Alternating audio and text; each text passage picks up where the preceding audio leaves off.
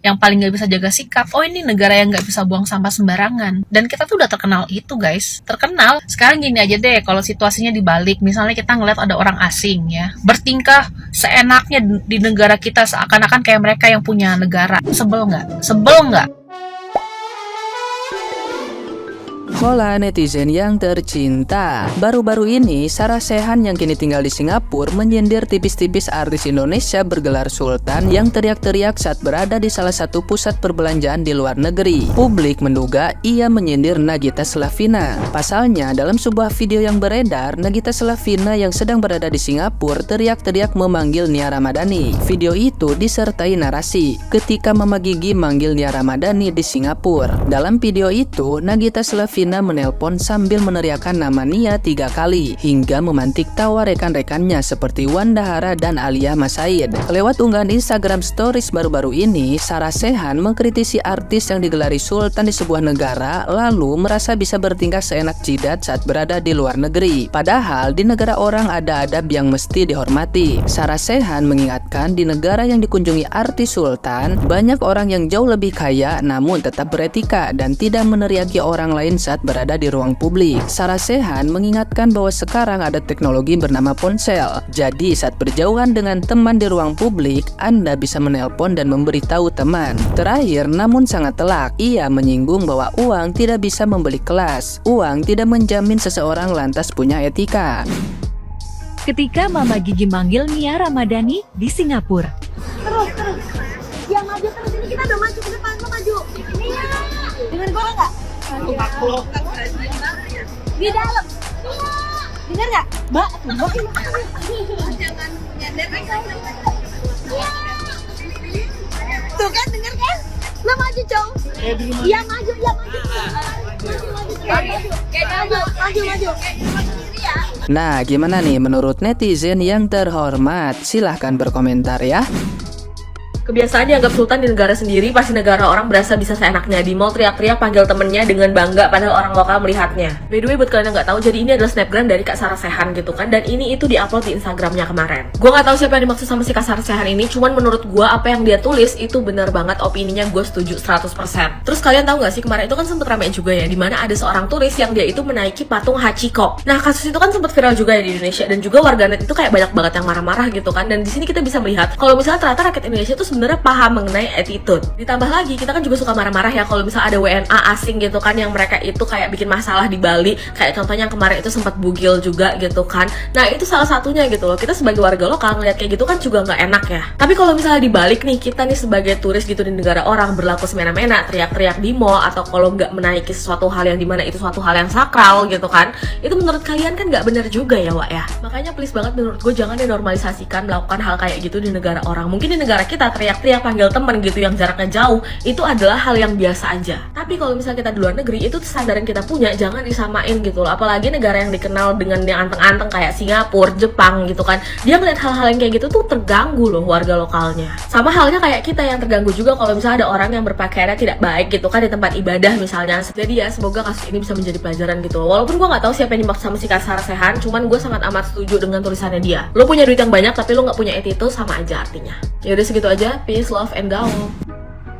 Gue baru aja habis baca artikel tentang katanya Mbak Sarah Sechan ini habis curhat di story-nya dia gitu ya. Dimana dia ini bilang sultan di negara sendiri, pas di negara orang berasa bisa seenaknya di mall teriak-teriak panggil temennya dengan bangga. Dan Mbak Sarah Sechan ini ngasih tips gitu say. Dia bilang ketika lu bukan di hutan belantara, lu bisa telepon temen lu dan bilang gue di lantai ini, di toko ini, di dekat pintu masuk ini gitu ya. Dan dia bilang money really cannot buy you class. Gue sih somehow setuju gitu ya. Gue kalau traveling ke negara lain gitu ya, ada dua biasanya kelompok turis yang loud gitu. Yang pertama Indonesia, yang kedua China. Dan biasanya yang berisik itu adalah yang berkelompok gitu ya. Nah waktu itu gue ngalamin di Jepang, udah tahu orang Jepang itu nggak suka kalau di publik itu berisik gitu, apalagi di trennya mereka. Itu orang Indonesia mulai dari belum masuk ke tren udah heboh banget, berisik banget, foto-foto kayak berjejer teenager gitu, bikin video kayak nyanyi-nyanyi, teriak-teriak. Aduh, gue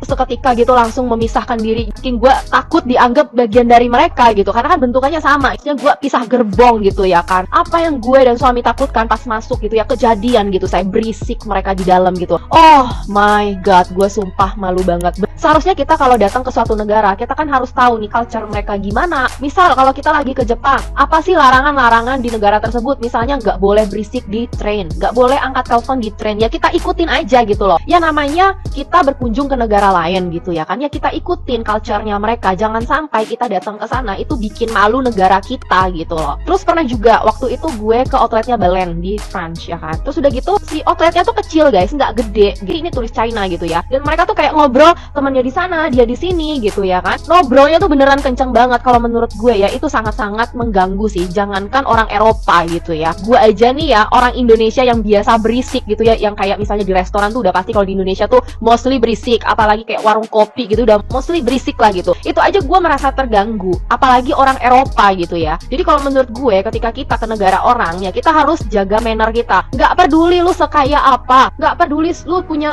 pengaruh apa, lu mau diplomat kayak, ya kita tetap harus jaga manner gitu ya. Dan gue definitely 100% agree dengan Mbak Sarah Sehan gitu ya. Kalau misalnya kita mau komunikasi jauhan gitu ya kan, telepon saya gitu. Gue di rumah juga sama suami gue. Kalau gue di lantai 1, suami gue di kamar di lantai 2 gitu ya. Gue nggak pernah sama sekali teriak. Gue telepon. Karena gue turun ke bawah juga gue bawa HP. Jangankan turun ke bawah, lu ke WC juga bawa HP gitu. Jadi gunakanlah smartphone lu dengan bijak. Kalau menurut gue sih begitu. Kalau menurut teman-teman gimana? Tulis komen kalian di bawah ya guys.